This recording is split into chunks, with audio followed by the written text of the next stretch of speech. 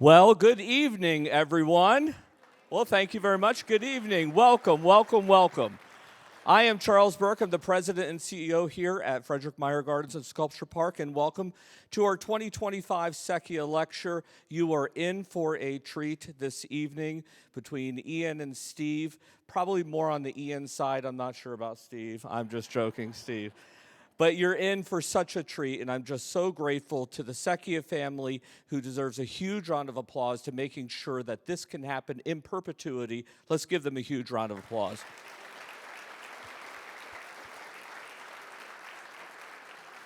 We're taking a little bit of a turn this year's with this year's Secchia lecture because we wanted to really kick off the 30th anniversary of Meijer Gardens with a little bit of history, a little bit of looking back and connecting the past with the present and the future.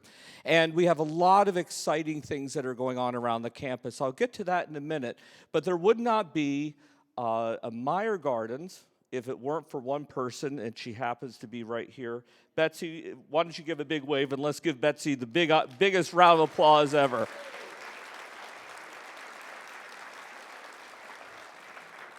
If it weren't for her, we would be buying milk right now, right here, okay? This is probably where the milk section would be, but there's a lot of great things that are going on around the campus.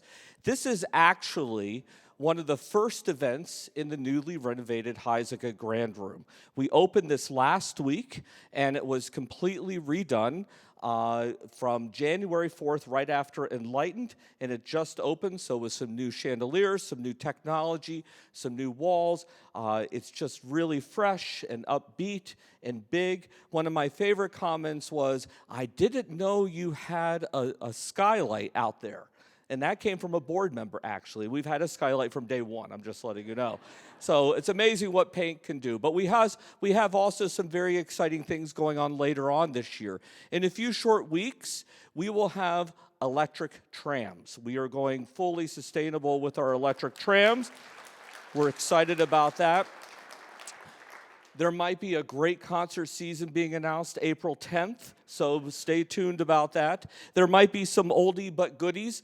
Maybe someone who's been here before in the past. I'm not allowed to say anything, but his name might rhyme with Schmile, Schmovet, okay? But we are excited he was our first artist to grace the stage at the amphitheater. We have really an interesting new works because of our art advisory committee and the Fred and Lena Acquisition Fund. We have a new work by Ursula van Rijdingsvaart that's being put in the middle of the amphitheater entranceway. We have a new work by Nick Cave that's coming later this year. And we're most excited about later on this year, the beginning of the renovation with the Lena Meijer Children's Garden. And that will happen. I heard some applause. We're excited about that too. But most excitingly, we're getting a new work by Tom Otterness, the guy who did Mad Mom. Well, he is doing another work called Big Girl.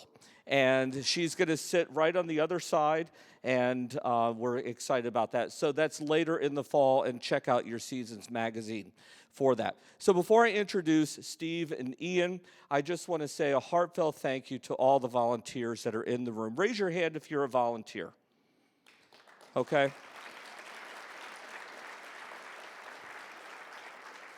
The true magic of this place are all those hands that just went up. There's joy in every aspect of what we do. They're here with love and joy in their hearts. And it's also amazing the hours and hours of work that goes into this place, and we're just forever grateful for that. I also want to say a very heartfelt thanks to the learning team and Eve, who did a great job tonight getting everything organized, and the professional team.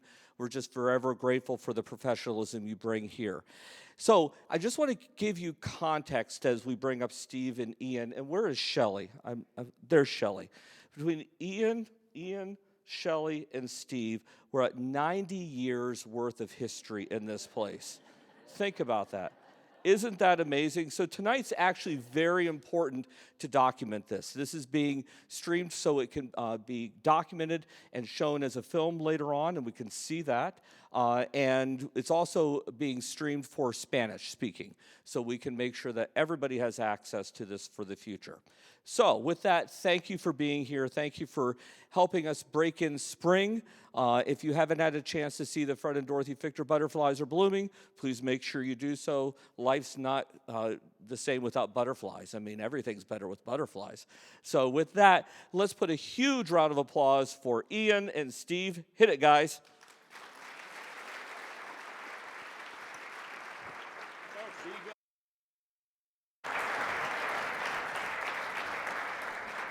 There you go.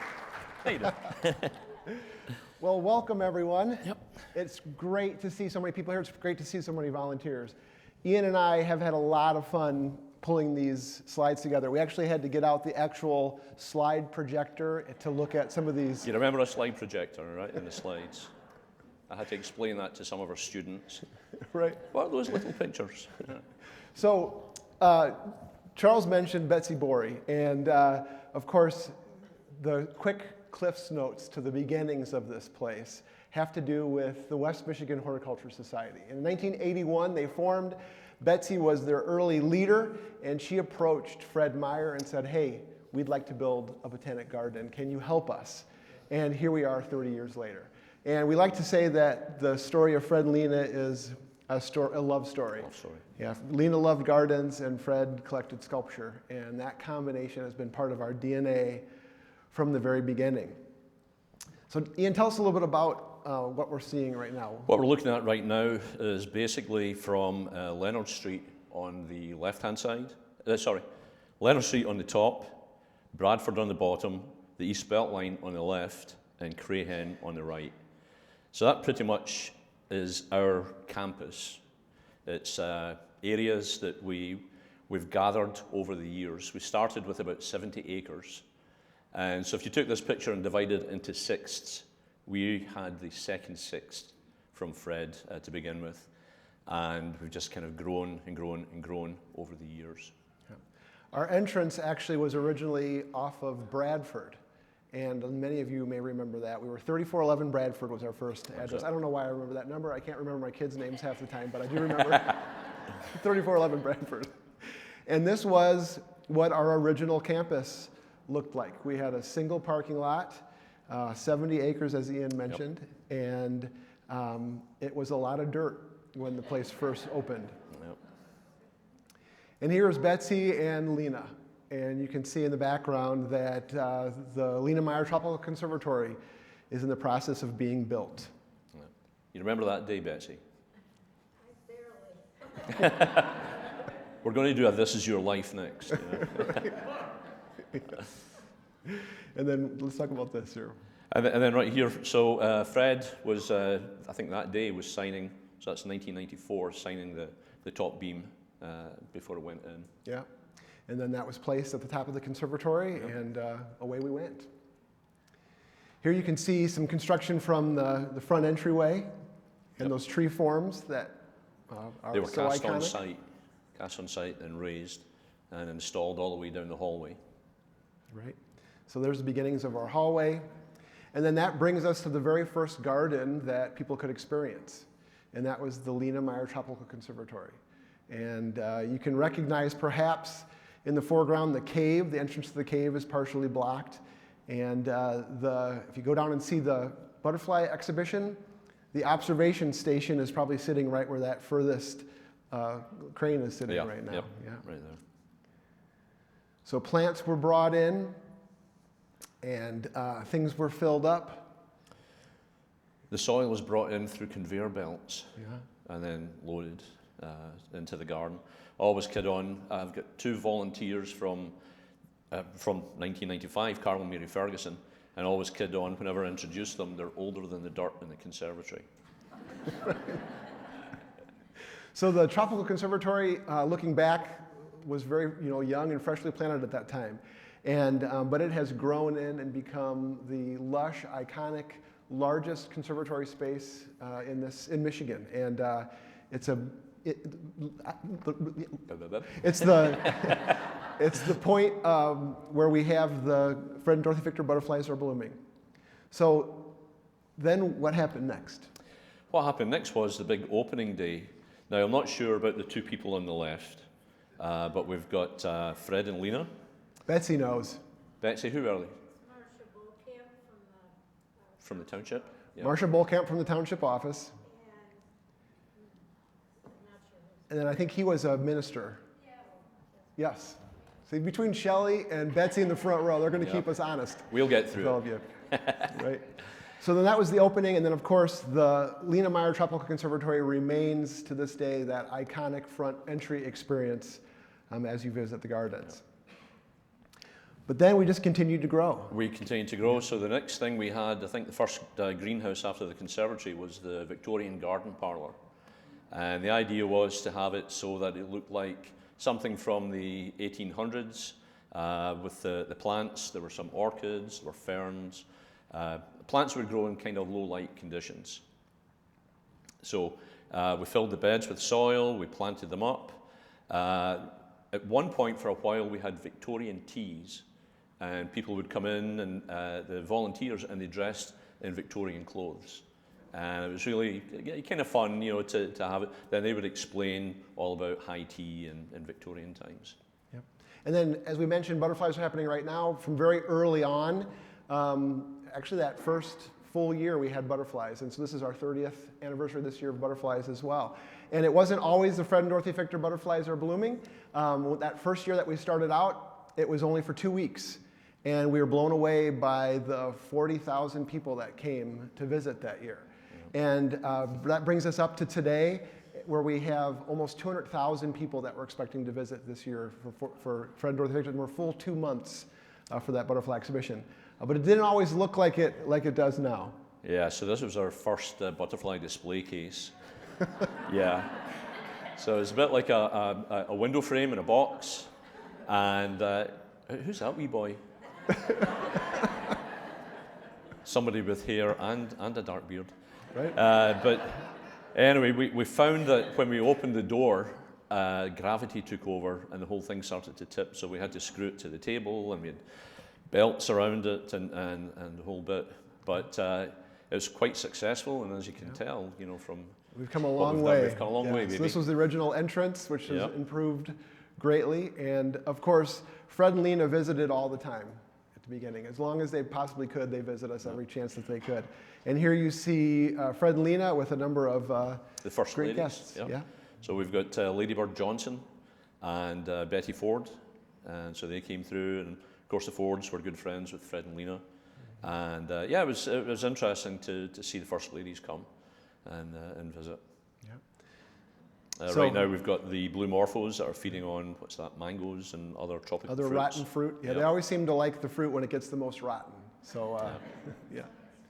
And so that brings us through today, where it's our most popular annual exhibition. Fred and Dorothy Fichter Butterflies Are Blooming.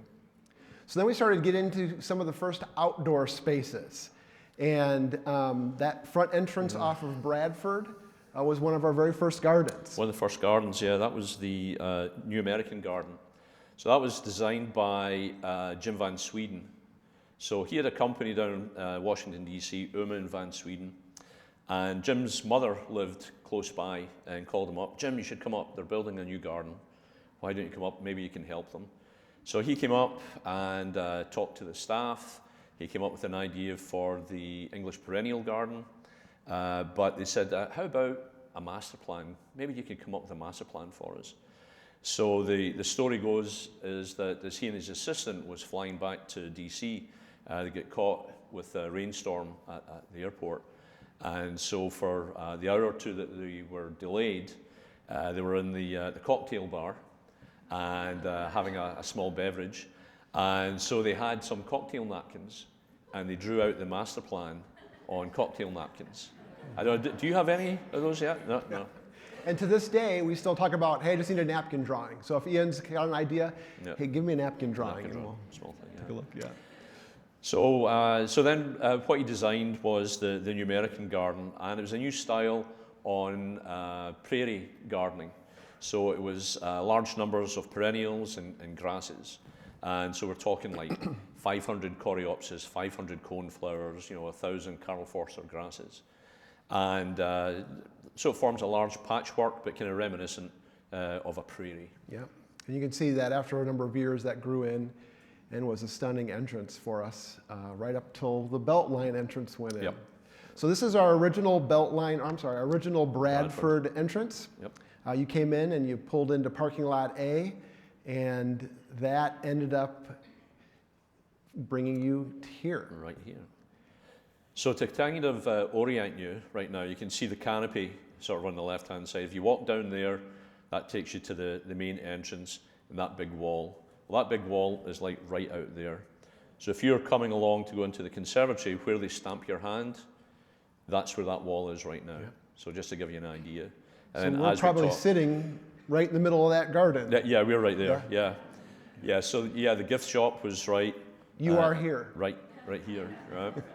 So this was the nucleus of our sculpture collection. This is Fred's sculpture garden, and it's mostly been moved out to the farm now. So there's a lot of what you would call representation. Figurative sculpture was what he collected originally, and his first pieces were displayed right at the front entrance. Yeah, so the as goats you walked in. and the horses and the sheep and all that sort of thing. Yeah. So here's a good shot. You can see the wetland in the background in this first parking lot.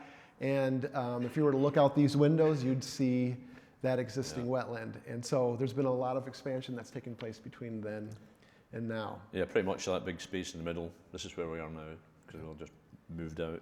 Yeah. But right from the beginning, there was beautiful plantings, beautiful gardens. And here's a couple of detail shots of that first sculpture garden, which was right up front. Yeah. And things continue to expand. It seemed like every year there was something new coming online, sometimes several things per year. Yeah. Yeah. So this was the opening of the Weggy Nature Trail.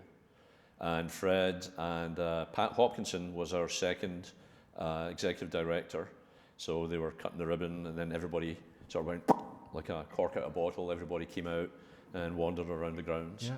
And the Weggy Nature Trail was really the only thing that brought you across that 70 acres. When you go out and you visit the Japanese garden or you visit the horse, those were areas that were all just natural areas with a pathway through those. This spot right here would actually be looking towards the woodland shade garden, and the entrance to the Japanese garden would be on the left, and the children's garden, current children's garden, would be on the right from this picture. Yeah. Yeah, it's one of the things that we've done over the years. So, some landscape architects I've talked to, said, well, why didn't you just raise everything? You had the 70 acres, why didn't you just take it right down to the ground? And it was like, no, we just wanted to sort of scratch away at niches every now and again. Whatever we needed a garden for, just sort of scrape away, do some pruning, clear the ground, and try and leave as much natural vegetation as possible. And we continue to do that to this day. So then another beloved exhibition is the Christmas, and it started out being Christmas Around the World. Of course, now we know that as the University of Michigan Health West Christmas and Holiday Traditions. And that was something that originally Lena was a big part of. And right up to the time when she could no longer do it, she helped us create the German tree. That was a piece that she loved to do every year. She would bake the cookies to hang on the tree. Yeah. I've still got a couple of them. Yeah? Are they any good anymore? Yeah. They're a bit crunchy now, but right. So the Christmas exhibition continued to expand, and that Christmas and holiday traditions now represents over 40 traditions from around the world. And it's a piece that takes a lot of work, a lot of staff, a lot of volunteer hours go into creating that garden. We later added the railway garden, which is now a new tradition for a number of families. They love visiting the railway garden. And again, we have a dedicated, talented team that put together that exhibition every year. And a number of those things that you see are brand new every year, and we just have a great team that puts that all together. And then that's even led to things like Enlighten, which you all hopefully experienced this last year, and it's coming back. So we can look forward to that this winter. So after the Victorian room, the next indoor greenhouse was the Arid House. And the Earl and Donnelly Holton Arid Garden. Thank you. Yeah, he's keeping me on track with the names, right? Yeah. So he's the office guy, so he knows all the names. But yeah, it was really an experience working with that and seeing what the craftsmen did. And so take a look at this picture, and can you tell me which is the fake rock and which is the artificial rock? So actually, yeah, quite a few of the rocks in there were real, but things like the archway, it was quite interesting watching the guys come in, and it would be like two guys with a sheet of cement, and it had all been, what do you call it? Like formed on yeah, real it had all been stone. formed on real Yeah. rocks, and they brought them in, and then they pieced them all together, filled them with concrete. Somebody else came in with about 20 cans of paint and a feather and paintbrush and sponges and dibbed and daubed and all this. And it's at the point where it is hard for people to tell the difference, which is real and which is Memorex. Yeah. One of the things, one of my best wee stories was it was opened at night. It was a nighttime opening. We had dancers, there was mood lighting all over the place. Fred and Lena were there, they cut the ribbon, it was great. And a few days later, I was walking through and I heard someone saying, "Oh, I was there that night, it was fantastic. You know, do you remember the cowboy films where the cowboy would be parched and he would cut open a cactus and drink the water out the cactus?" "Oh, yes, people are saying that." "Did you know that cactus are like batteries as well? They store sunlight, and at night time they shine out like a flashlight." And I'm going, "Oh, hold on, I've got to stop you and listen to this." So she was explaining it and the whole bit. So then afterwards I said, "By the way, if you didn't notice, but the spotlights were shining down into the middle of the plant." Yeah. So I nipped that one in the bud. Yeah. And this was the cactus's reaction to that. Yeah. To that story. No Photoshop. This is a real This is picture. the real deal, I did scare away one of the photojournalists from the news team because he had a bag of marshmallows and he was going doink, doink, doink and trying to make a face out of marshmallows on the barrel cactus. Yeah. So I Can't beat beat the real thing. the real thing. Right. So then shortly after that, we started on the seasonal house. Yeah, the Grace Drecke Seasonal Display House, which Thank changes over 4 times a year completely. Yeah. So whenever you come and visit, it's usually brand new. Yeah, there's always something going on. One of the first things that we had, though, was a plant sale. A perennial plant sale was in there. And then we moved in. We had a carpenter come in, and he built the mirrors and the arches and all that sort of thing. This is another space that, again, every time you visit, it's different. It takes a lot of effort. You can see here a team putting together the Chrysanthemums and More exhibition, which is now Mums at Meijer Gardens. And that space just never disappoints. It's always beautiful. It's a popular space for rentals, for evening events. A lot of people have been married there. A lot of people have had just wonderful dinners in that space. And it's just a beautiful indoor area. Always changing. Yes. So then we continue to expand some of our front gardens. Ian talked about the New American Garden. We then expanded and started construction of the English perennial garden. Again, this was within the first couple of years that we were open to the public. And here you can see a number of dignitaries, including Fred and Lena, and the tassels here doing a groundbreaking for the English perennial garden. And again, you see that wee boy early on with dark hair and a beard planting in the space. And Ian, I love the story that you tell about how you first figured out before GPS, before the fancy digital maps. How did you figure out how to plant that garden? I took the big map, unrolled it, and I climbed to the top of the solstice wall and walked out to the edge and stood there. And Heather, who was our first gardener that we hired, Heather was from Canada, and so I would shout down to her, like, put the stake in there, and then take the string, move out 20 feet, and she'd walk out 20 feet. So come towards me, come towards her. Okay, bang in the stake. She'd bang in the stake. Right, spray the line. She'd spray the line. Right, now move 5 feet that way, and she'd move 5 feet. So that's the way that we did it. And then she would take turns and go up on the wall as well. But there was a couple of times where you'd be up there and the wind would catch it And the map was like this size, and the wind would catch the map, and I'd feel myself getting pulled over. Yeah. So that's when I would call Heather to come up and take my place. Now, this garden was originally designed by Penelope Hobhouse, which is an English woman, right? Yep. And you're Scottish. I'm Scottish. You said Heather was Canadian? Heather was Canadian. Yeah. So I always kind of refused to call it the English perennial garden because it was designed, as you said, it was designed by an English woman, but put together by a Scotsman and a Canadian. Yeah. But and yeah, that was the way that we did it. Yeah. Right. Yeah. We were the firm of fudge and finagle. Yeah. She was fudge, I was finagle, and somehow we managed to get it all together. Now, a lot of the collection early on was planted or was sited in different spots than it is right now. You all are familiar with Children Around the World. This is now currently placed in the Children's Garden, which we'll get to in a moment. The Lena Meijer Children's The Lena Garden. Meijer Children's Garden, that's right, Ian. And, but it was originally inside the building, right? Inside the and building, then yeah. it ended up going out into the perennial garden Yep. until it was moved later on That's right. to the children's garden. So you can see it here where the gazelle fountain is currently. And that was the first sculpture installation in the English perennial garden. Yep.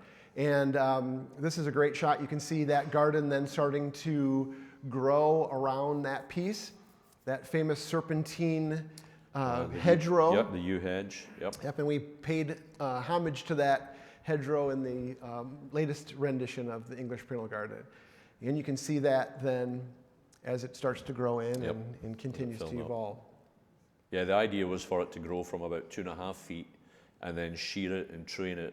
And we changed different varieties of yew as we went along till we got to the end. And I think we used Hicks yew, which was supposed to be about 8 to 10 feet tall or so. So we got about that high. Yeah. So this was a great shot that you took and combined a couple slides together. And this is a really good view of what the front of the building looked at that time. You can see the main entryway and then that English perennial garden with some early artwork out there as well. I believe the Padnos exhibition was going on at this time, and this was a number of pieces and, from Stuart Padnos. Some Kinnebrew as well. The road on the left-hand side, that is the road that goes down into our west receiving, and that's kind of like the perimeter of the existing perennial garden now. And then the sort of the grass, on top of the grass, then there was a chain link fence that went down. So that was our perimeter. Right. So everything towards the left is now heading out towards the belt line. Right. And the English perennial garden is also one of those spaces that's evolved. When we kicked off Welcoming the World, Honoring a Legacy of Love, that campaign built our brand new Welcome Center. And that brand new Welcome Center cut right through the heart of that English perennial garden. So we needed to reimagine that space once again. And so we worked with Julie Moore-Maservi, who did some brainstorming with the staff, with a number of people who were involved with this space. And we came up with idea boards and things that we wanted to see in that garden that both honored the original design by Penelope Hobhouse, but then also brought that into the next era. And we announced that garden, and that was one of the last areas that opened as part of that Welcoming the World exhibition, or Welcoming the World project. You can see the early phases of that garden going in. This gazelle fountain then replaced Children of the World at some point. Yep. And we ended up honoring that same location so that the solstice walls and the greenhouses and everything still were able to have that conversation with that central space. And here you can see that in early planting, and it has evolved, continued to evolve into a beautiful garden space. And this is what it looks like today. And we're going into the third year now after planting, right? Correct. So the first year it sleeps, second year it creeps, third year it leaps. Right. So we're going to be leaping this. Yep, sure hope. Speaking of leaping. Talking of leaping, yes, in fact, yeah. So the horse. Yeah, the American Horse by Horse. Nina Akamu. And this was a project that Fred really poured his heart and soul into. He did, And we made that happen. Yeah. But there's a lot of interesting stories with the horse. This is the original 8-foot maquette that we started with, Nina Akamu came up with. When we started some construction, expanding the building, we ended up using the spoils or the soil from that building to create the plaza in which the horse sits. And here there's some hydroseed going down. Yep. There's sod that went in place. And then Ian, tell us a little bit about what started to happen here. Yeah, well, originally it was supposed to be like a big bowl, right? Right. And it was tall grasses. You know, it wasn't going to be cut and all this. But then the more we talked about it, the more we looked at it, it was like, no, this has got to be a bit more manicured. More formal. More formal, you know. So we changed things around a wee bit. And as you saw, you know, they laid down the turf. And then the day was coming where the horse was about to arrive. And so with big fanfare and all that. But first of all, we put a tent around. It was like the circus had come to town. And they put a big tent all the way around the plaza. And we had closed circuit television set up, and the guard shack was there. And you know, they enclosed this all up. And we wanted to keep it kind of a secret, have it ready for the big unveil for everybody. Yeah. We didn't want people to see it go together. You know, we wanted to be a surprise in its grand glory as it opened. But we're going to show you what it looked like in parts and pieces. But one of the things that happened was that security guard was walking along one day, and he found 2 pairs of legs sticking out underneath the tarp, right? So he went, right you, and he grabbed them and pulled their legs, and it was an old couple in their 80s, right? He thought it was just kids or something. It was an old couple in their 80s. And he dragged them. He said, I thought I was going to dislocate a hip or something. But he said, pull them out. What are you doing? Oh, we just wanted to see the horse. And, oh, it's not ready out. Come back in a month, you know. So everybody was really mad keen to see the horse. Yeah, there's a lot of lead up to what does the horse look like? What's the anticipation, you know, of seeing that piece when it opened? But it came in about 7 different parts. 7 different parts. The truck came. Yep. The kids were there with American flags and Italian flags and hey, Viva Cavallo and all that sort of thing. So this is an interesting piece. This was the last piece to go together, and that's Fred and Lena on the boom behind. They threw their purple cow cards inside, and then before they put the head down to weld it, you could see the welder there lowering it down, and then they welded the head on, and then I think for about 2 weeks, you could hear knock, knock, knock, knock, knock, knock. Let me out of here, let me out. You know, but then it all went quiet, so. So then on a cold day in October, we unveiled the horse. And you can imagine all the fanfare and the lead up to this day. We had this big tent set up, we had a military band, we had real horses there to help unveil this. And so we were all running around like crazy, getting everything ready. I had put together a number of beautiful combination pots of plants that would go inside the tent next to the podium. And we were all doing those last minute checks, and I had this big pot of plants on a 2-wheel dolly, and I was going into that tent, and I caught the edge of the carpet, and that pot went over, and the soil went all over the carpet. But no one knew, until this day, no one knew that happened. Because we hurried up and we put it all back together and vacuumed it all up, and no one was the wiser. But it was a cold morning. I know a lot of us put extra layers on. We were there at 5 o'clock in the morning, and volunteers were there bringing the people in. You can see here the horses then pulled off the cover, and it was really quite sad. I actually got a lump in my throat. I was sitting off to standing off to the far side there, and just the sun came up, and they pulled the sheet off, and it's like, wow, look at that. And the sun was sort of sparkling on the frost of the horse, and it was a nice golden sunrise, and the horse just glowed.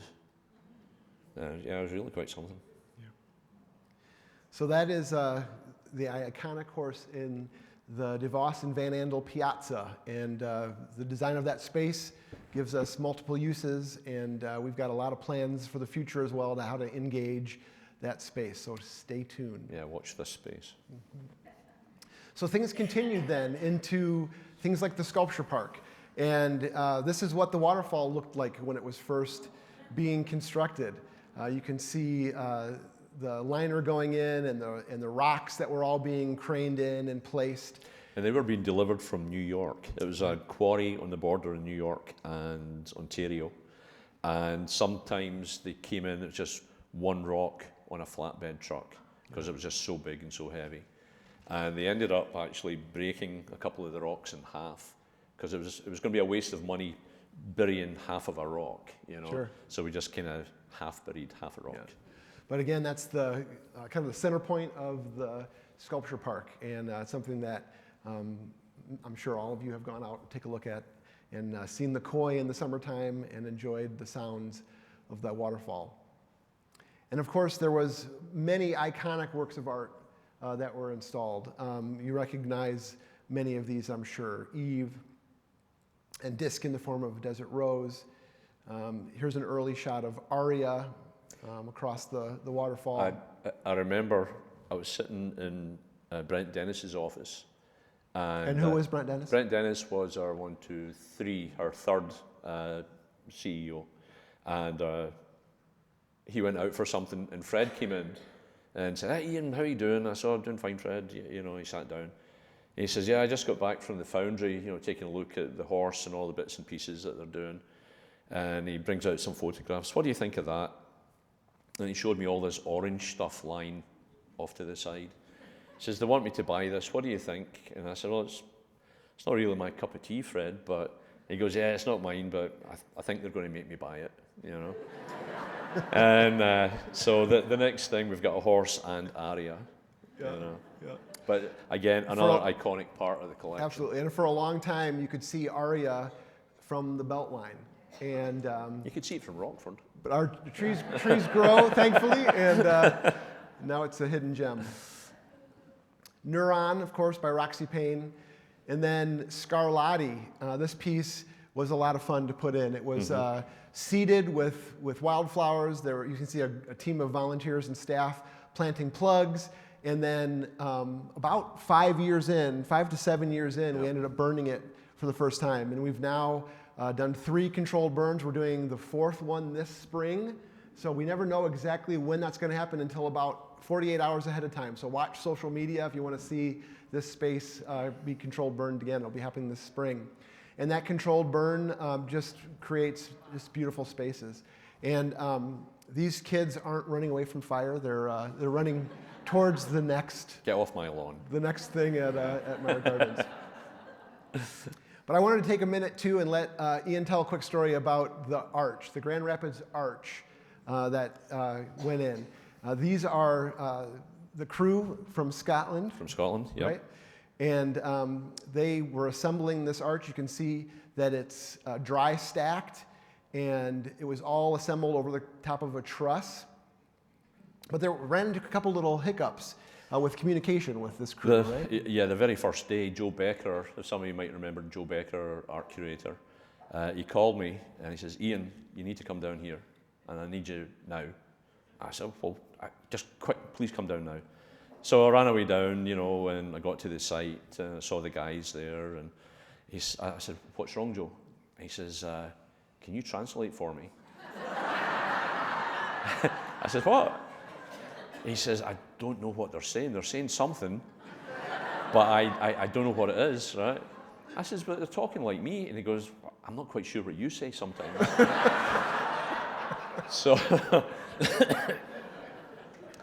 So anyway, I got talking to him. I'd met Andy Goldsworthy, who was the artist here, and he had had a display of these small arches, stone arches, at a race course in England.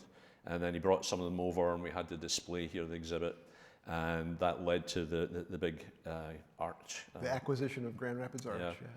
And so I said, oh, okay then. So I got talking to the guys, and so it actually turns out that it's from Locker Briggs Quarry in Dumfriesshire. And when I was at college in the south of Scotland in Castle Douglas, I didn't have much money. I couldn't drive, never had a car. And so I would hitch a ride every other month on the bread van, right, that came to the school. And we would drive past Locker Briggs Quarry on the way up. So I know the provenance of the stone. And so when Andy told us that was where it's from, I went, "Oh, I know exactly where that's from." And so I loved seeing it get put together. I was talking to the guys. I was saying, "He said he is going to get another piece of stone." Right? And And so it went on, and it was just great seeing it, and then watching that last piece, the keystone going in, and the guy up there, the crane is bringing it down. There's one guy going and actually kicking it to make it fall into place. And then you saw in the previous slide there was a Scottish flag. So I took my cap off and I sang "Flower of Scotland." So again, an iconic piece within the sculpture park. This next image is Bee Tree 2, Kenneth Nelson. You can see that piece going in here. And this was actually the inspiration for our logo. So when you look at our current logo, that was inspired by this piece. So it can be sculpture, it could be a tree form, it can be really whatever you want, but now we know it as the icon of Meijer Gardens. And of course, Fred and Lena are still sitting out at the entrance to the sculpture park and the horse piazza, and I think they would be smiling at everything that's happening currently. So this is what the campus looked like then. You could see the expansion of the parking lots. At this point, you can see there's the new glass entryway that's in place. There's the new grand room, which we're sitting in here, and that ended up being our entryway for a number of years. Yep, cook entryway. And that brings us to what we looked like for a very long time. You can see the perennial garden in the background. You can see the iconic bent of mind, which we wanted to keep at the front entryway through all of the different renditions of that space, so that people knew that they were at the starting point or at the entryway to Meijer Gardens. And but we continued to grow and we continued to change. Grow, yep. And what we then did is we acquired the rest of that land that brought us to almost 158 acres, and our belt line then our entryway transitioned to the belt line entrance that you know today. And here is the crew installing one of those first, by the size of the plant material, it's probably not the first, but it's probably several years in. Yeah. And now that is the entryway that we all know and enter through when we visit. And that was a major deal to do that, though, because there was a gas pipeline which ran right down the side of the belt line. There was a berm and there was a big pipe in the middle of that. Yep. And then that all had to get rerouted. And that turnaround, that light needed to go in place, and with Beltline being a trunk line, a state line, there was a lot of work that we had to do with the township in order to make that happen. And but then that led to the entrance that you know now. Tell us about this, Steve. This was one of my favorites. Yeah. So originally we had we had two gift shops, and the smaller of the two was called Gardener's Corner. And when that new building that we are sitting in now, when this building opened, that gift shop was combined with the current gift shop, and we ended up having one larger gift shop. This room sat empty, and we all had a number of different ideas what we wanted to do, and but I really thought it would be a great carnivorous plant house. And so this is the original design for that space. And then I ended up taking a piece of plywood and some floral foam and a Dremel tool, and I ended up creating that design in 3 dimensions and painted it, and we used this then to bid it out and get some costs together on what we wanted to do in that space. And that 3-dimensional design was then taken by a company called Larson out of Arizona, and they created the garden within their warehouses. That was then taken apart, brought here, put together, and the Kenneth E. Nelson Carnivorous Plant House opened in October, on Halloween in October of 2001. So that was a lot of fun putting that together. And here you can see some young guy. Who's that wee boy? One of the really great plants in that space. And the Carnivorous Plant House is a wonderful space, especially for education for kids.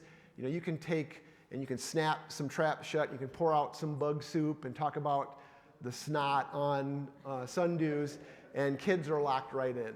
And for a lot of youth, plants really aren't all that exciting until later on. Yep. And if it's a bug or if it's a frog or if it's a snake, kids are all about it. But this is a way to introduce plants to kids in a way that is very exciting and I always enjoyable. ask them, where do you think Venus flytraps come from?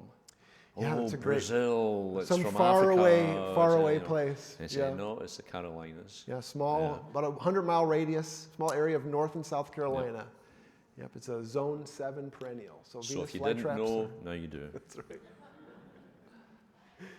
So another favorite is Michigan's Farm Garden. And this is a space that, again, Fred and Lena loved. It was probably one of their favorite places to visit. That's right. When they came. And this is a 3/4 scale replica of the house that Lena Meijer, formerly Lena Rader, grew up in. And tell us about this windmill, Ian. Yeah, the windmill, well, we acquired a few bits and pieces, and one of them was the windmill. And this was the windmill that Lena used to climb up when she was a wee girl. And she'd take a pail of milk and maybe a piece of cake or a cookie or a bit of bread, and she'd climb to the top and sit on the platform, maybe with one of her friends, and just watch the world go by. Yeah, and that's the original windmill. So when you go out and you visit the farm garden, that's Lena's windmill. And as we mentioned earlier, a lot of those sculptures that were part of Fred's original collection were figurative animal sculptures, and many of those now reside out at the farm. And we don't need to feed them. Yeah. Now, who's that wee boy? Boy, they look like they might be related to you. Yeah.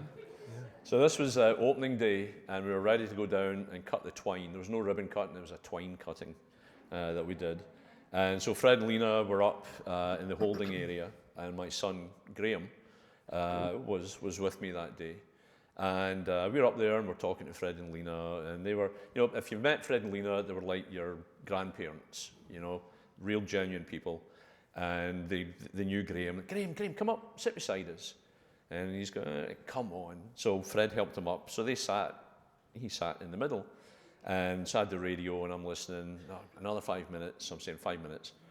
And Lena says, now Fred, remember, don't tell any of your milking stories or anything like that. None of those farm animal stories that you always tell. And Fred says to Graham, what did Mrs. Meijer say? And he said, she said you've not to tell any of the milking stories and any of the animal stories and things. And he said, well, you tell Mrs. Meijer, I'm going to tell what stories I want. And Lena says, what did Mr. Meijer say? Mr. Meijer says that, blah, blah, blah. So for the 5 minutes that we were waiting to get the call, they played tennis with him, him being the ball in the middle. And eventually, Fred gave Lena a big wink, and Graham caught on, and he's going, oh. So then the tractor took off, and down they went. And they said, no, you sit beside us, So he went all the way down, and it came to the farm and ready to cut. So this is one of my favorite pictures. Yeah. It's a really good snapshot of time. And I love that story because, like many of you, Ian and I have grown up here. We've raised our families here, and that wee boy Graham is now married, three grandkids. Three granddaughters that we have now. Yeah. Yeah, and my kids grew up here. When I started here, I had a son that was 1.5 years old, and I had 2 girls that were born while I worked here, and now all 3 of my grown kids are here tonight listening as well. So it's been a great journey. So yeah, my son's coming up from Florida right now. He was working down in Florida, so he's somewhere up there, I think. Right. So again, here's a great shot of the farm today, and it's just a wonderful, iconic spot that helps again with education. We have events out there in the fall. If you visit fall at Meijer Gardens in October, there's music and food and all sorts of great happenings in that space. Good fun. And there's that iconic windmill, and of course the beautiful garden that's out there. And there's even a number of plants like these irises that originally came from Lena's garden. From Lena's yard, yeah. Some roses and some irises, yeah. Yeah. And then this is a piece named Candace, this sculpture of this young girl. And this was always one of Lena's favorite pieces. So lots of great things happening out at the farm. Of course, the giant pumpkins, thousands of pounds of pumpkins that show up every fall. So another iconic space here at Meijer Gardens is the amphitheater. And the amphitheater has gone through a number of transitions as well. We counted at least 3 different times that the amphitheater has been reworked because it's popular. Yeah. We learn things and then we react and we change. Here's a great shot from what is now the Groves, part of the sculpture park, looking back towards the conservatory and the construction of the amphitheater. Here you can see the band shell being constructed. And then this is what the amphitheater looked like that first year That very it first opened. year, yeah.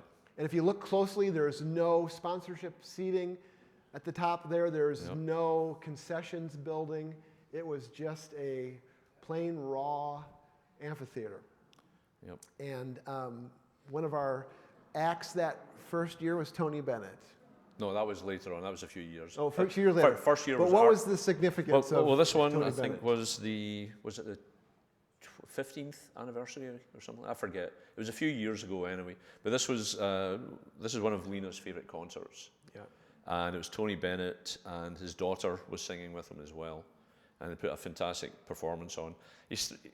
He was losing it a wee bit, I think, but he always saved up that big note at the end, Well, I say the same thing about you. I Sometimes. think that's, yeah. Just wait, Yeah. So again, the amphitheater, as we learned more, as that gained in popularity, we ended up adding then a concessions building, and then we talked about welcoming the world, honoring a legacy of love. This most recent building campaign that we finished up in 2021, and we also expanded the concessions building and the seating in the amphitheater. So that's a space that has evolved over time. Yeah, we had to regrade that whole area. It continues as to well, be a really, really popular space.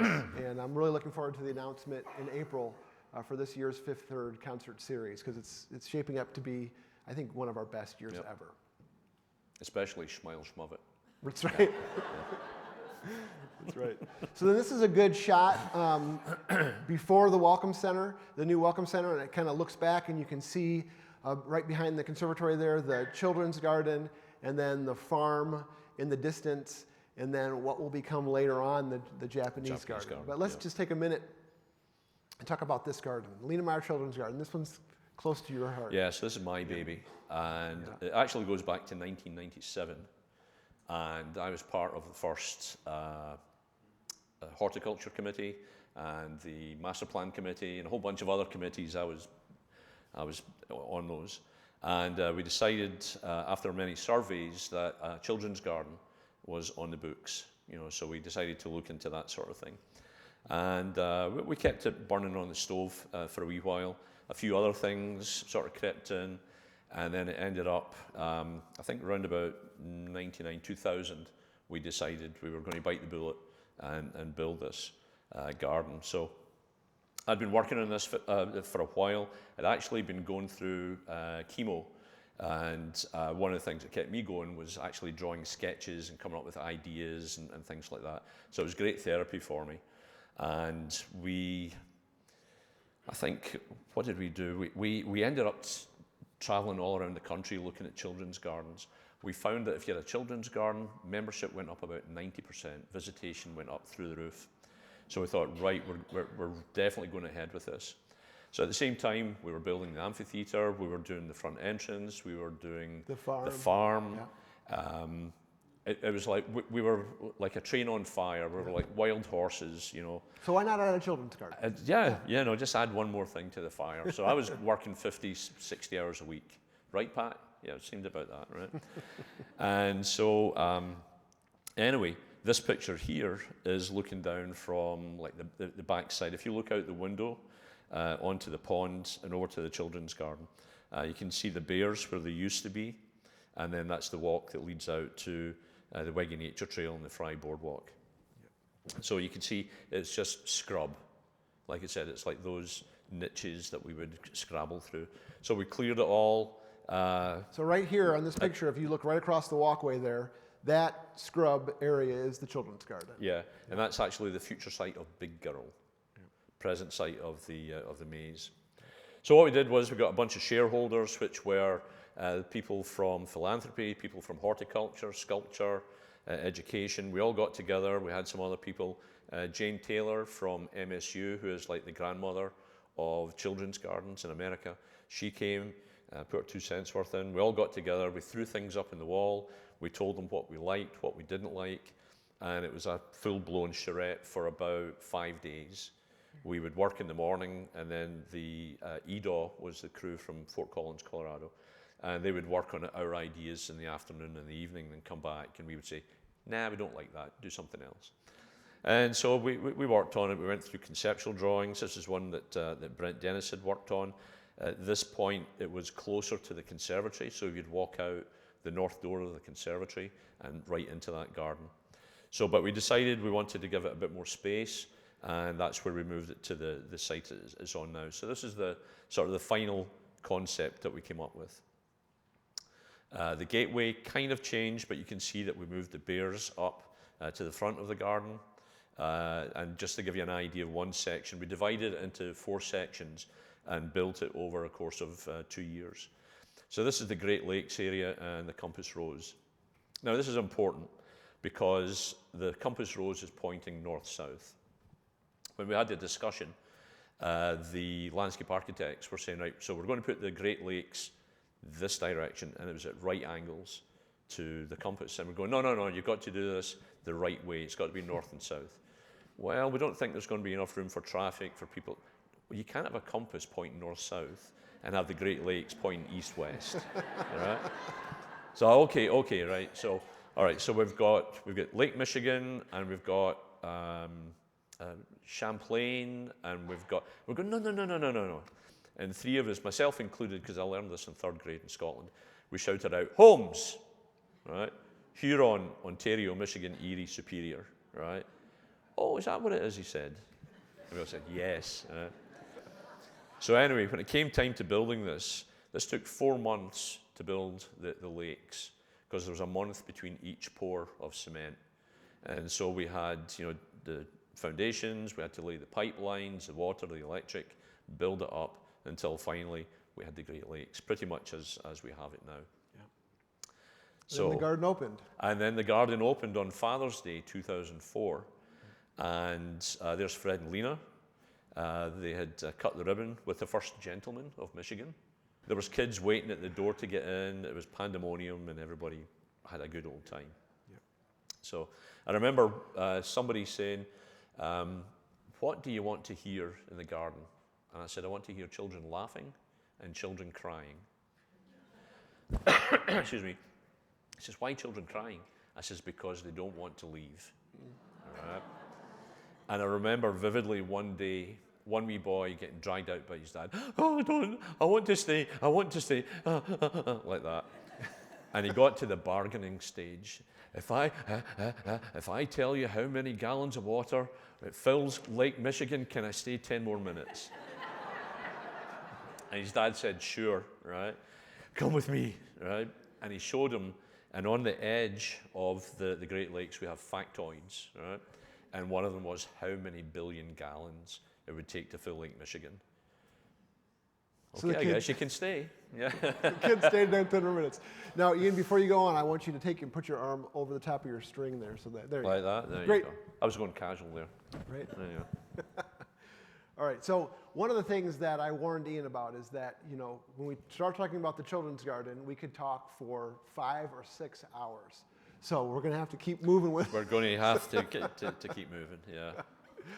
So over the years, we've gone through a lot of different stories in the garden. I thought it was me for a minute there, right? So we have the children's garden. We've got the topiary that we have. We've got Mrs. Tiggywinkle. We've got volunteers helping me.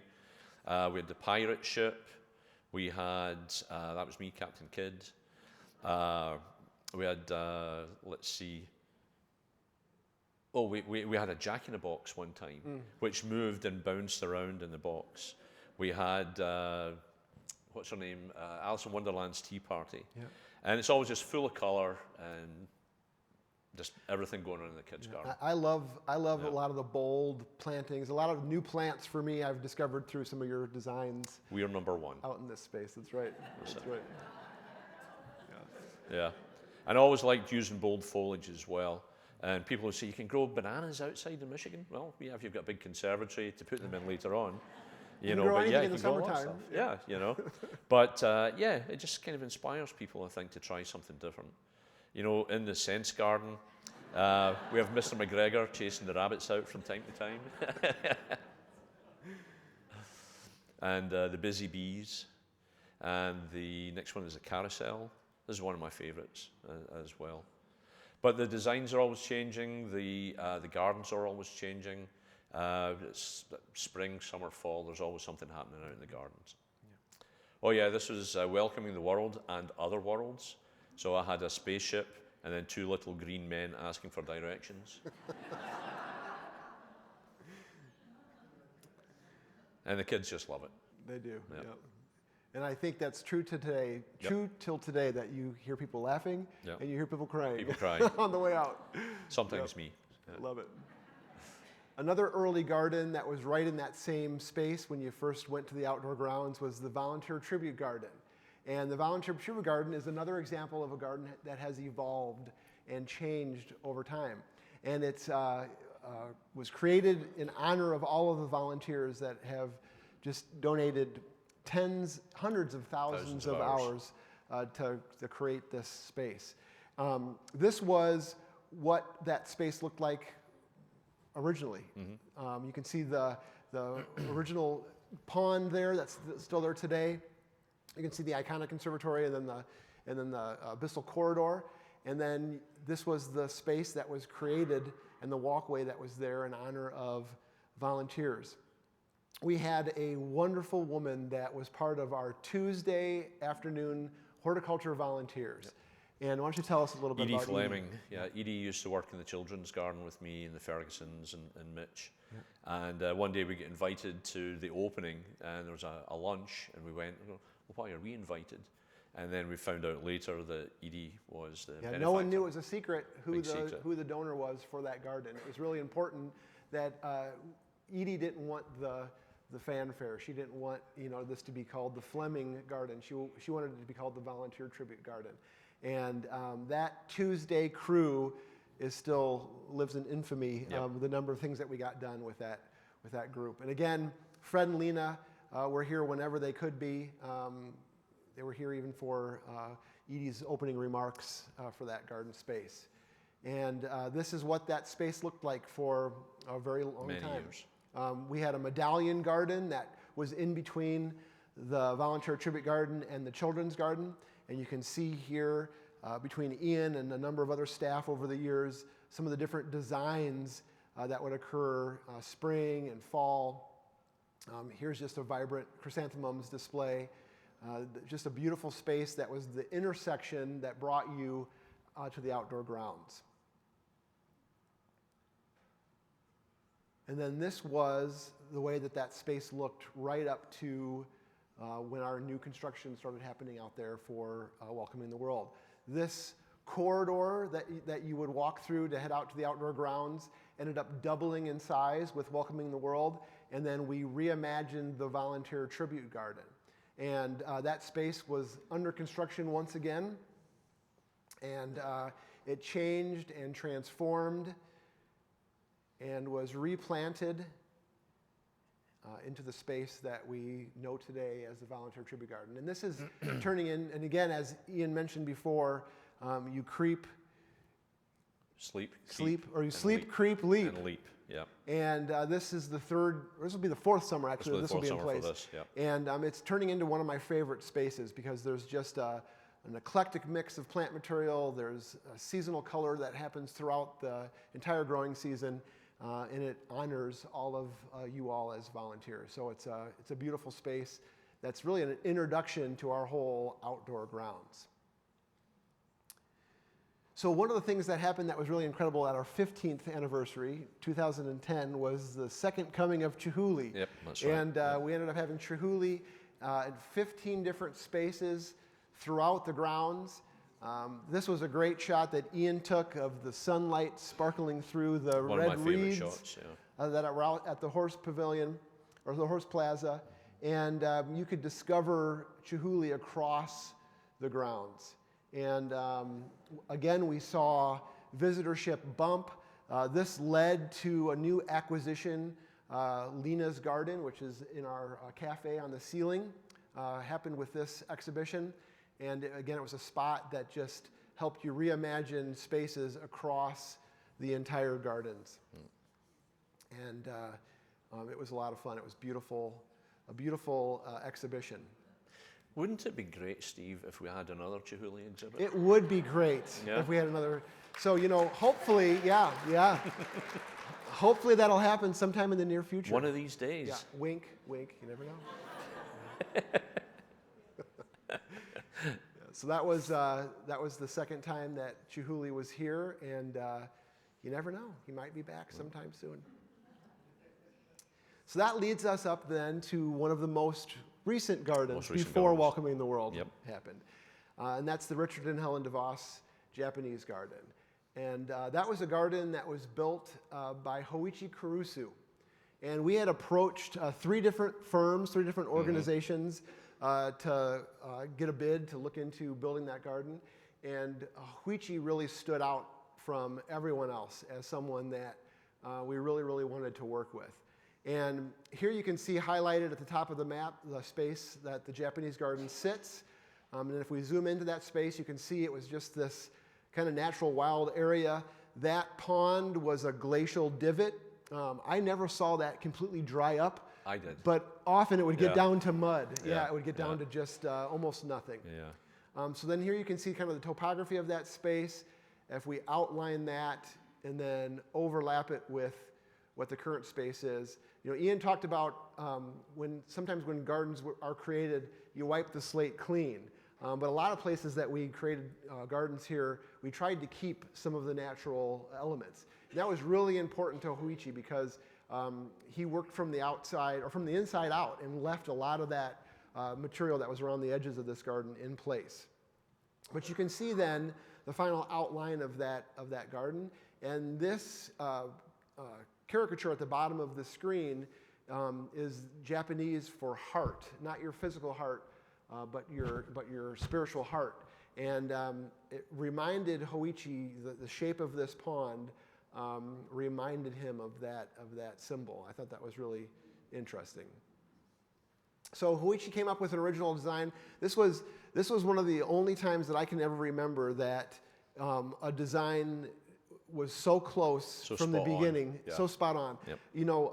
His initial drawings, his initial renderings that he provided for us, a lot of projects that Ian and I have worked on, you come up with an initial either napkin drawing or initial drawing, and then you do field adjustment. At the end, it doesn't look anything like what you started. But Hoichi had a vision from the beginning. And here you can see what that space looked like before it was touched. We ended up diverting the creek that ran into that pond, and again, starting from the inside and working our way out. And this is kind of standing from the point where the viewing hill is, and you can look across that space and you can see the evolution of that over the 3 years that it took to build the garden. Here I am having a very important conversation about what's happening across across the garden there. I'm talking about heart. That's right. This is a late friend of ours, Ken Winger, who was standing in the bottom of that, and I took a picture of him to get the feel for how deep that space was. And these pipes are the intake for our irrigation system. We pull water from this garden to help irrigate the northern part of our property. It's a great shot of Ian with some of the first trees arriving. A wee bit of snow in my beard as well. That's right. Yeah. That's right. These are some of the style of trees that are called niwaki, which translated from Japanese just means garden tree. And they're a lot like bonsai, but of course they're large trees that are planted in the ground versus in pots. But they are pruned every year, and you can see this is Greg Ashman, one of our early staff members. Say something nice, because he's in the audience tonight. Oh, great, yeah. So Greg is here as well, but Greg was one of the first staff members. He was brilliant. He was amazing. He was fantastic. to take care of this space. Nobody could prune better. That's right. But this is that main entrance. And instead of a ribbon cutting ceremony, we had a boulder placement ceremony. And this large boulder in the center here was what kicked off the construction of this space. And we watched the garden evolve around that boulder.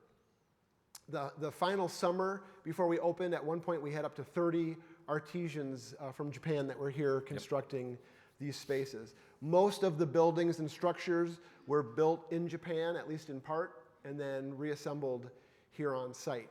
And you can see that that copper work was all done by hand on those buildings. We had a big tent that was set up on the north side of the property that had all the material shipped in, and it was so cool seeing all of these things, these authentic materials that were brought in straight from Japan. This is the Karasunsui, or the dry garden, the Zen-style garden being built, and you can see that transformation happening. And again, the Greg was one of the best gravel rakers ever. That's right. Everyone wanted to rake the Karasunsui until you do it one time and you realize how much effort goes in to that space. That's a heavy rake. Right. That's pretty heavy. Yeah, but it's a beautiful space. We also have a wonderful bonsai collection that's incorporated into the Japanese garden. I love these images of a number of the waterfall spaces and how those transformed over time. This was a drawing that was pasted to the side of that tent. And of course, all the measurements, all the detail is all in Japanese. It was But so, we knew where everything went. Yeah, that's right. Yeah. That's right. This is the tea house being constructed. And then the zigzag bridge. Here's the time of construction, and then what that looks like now. So just a beautiful space that, Hoichi was such a architect of space. He could create intimate locations, and then the garden opens up into a wide strolling garden. So there's things to discover every time And very you visit hands-on. that space. Yep. Yeah, he was out there a lot helping and working and, pushing the young guys on as well. Right. So then that, also has the cherry tree promenade. We look forward every spring to cherry blossoms. That always happens about the last week of April. I think the earliest we've seen cherry blossoms is April 20th, and the latest has been about May 1st. So stay tuned and watch that on our social media. You'll see that happening. So then, we kicked off. We've talked quite a bit about welcoming the world. As we get into the last few slides here, that was our most recent campaign that started in 2017. And really what we wanted to look at was how do we welcome a million and a half guests to Meijer Gardens. And we worked with Todd Williams and Billy Chen, architecture firm out of New York, and they came up with a vision for a new welcome center. We have a new transportation center. It created a Covenant Learning Center for us downstairs. It expanded the amphitheater. It did so many things that really impact our visitor experience today. And you may all recall that we had a temporary entrance where we came in through the English perennial garden. So you can see some of the shots of that temporary entrance being built. That large white tent that we walked through to get inside. And here you can see that glass canopy has now been removed and the welcome center is being constructed. And this was just less than 6 years ago that this all happened. You can see some of the footings that went in place as that new welcome center that you walked into this evening came into being. We talked about a number of things, but this also added a beautiful rooftop garden above the Covenant Learning Center, and that has become a space, especially in the spring, summer, and fall, where there's beautiful events. So if you ever need a spot to be married or have a beautiful dinner, that is a spot to be, is the rooftop garden, the Padnos rooftop garden. And then, of course, this is now our iconic entryway. And you can see Bent of Mind is in place, continues to welcome us as we visit Meijer Gardens. And of course, some of these shots from today, from right now, of course this isn't today, it's not, but recent images, recent pictures. of Meijer Gardens. It's been an honor to be part of this team and to be part of the crew, to work with people like Ian to create these spaces that have welcomed over 15 million people to Meijer Gardens. Yeah, hard to believe that when I started here in '95, what it would grow into. Just no idea. None of us from that time had an idea of what it would grow into. Right. One of Fred's quotes. We didn't know what we were doing at the time, but it sure turned out all right. Many of us have heard that. Yeah. And then I just wanted to share one more thing before we close and answer a few questions. As we celebrate the 30th anniversary of Frederick Meijer Gardens and Sculpture Park, we reflect on the passion, the vision, and the dedication that have brought us to this moment. From the first plantings to the grand landscapes we cherish today, it has been a journey of creativity, perseverance, and a deep respect for nature's artistry. But remember what truly makes a garden great: appropriate, timely, and efficient maintenance. A garden flourishes not only through design, but through the hands and hearts of the people that tend it. As the saying goes, the best fertilizer is the shadow of a horticulturist. It is the care, commitment, and expertise of our team that ensures Meijer Gardens remains a world-class destination where art, culture, and nature thrive together. So thank you for joining us this evening in this journey. Thank you. And here's to the next 30 years of growth. I'll be there for it. That's right.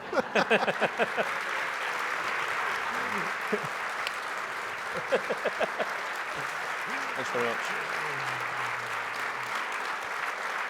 Oh, sit down.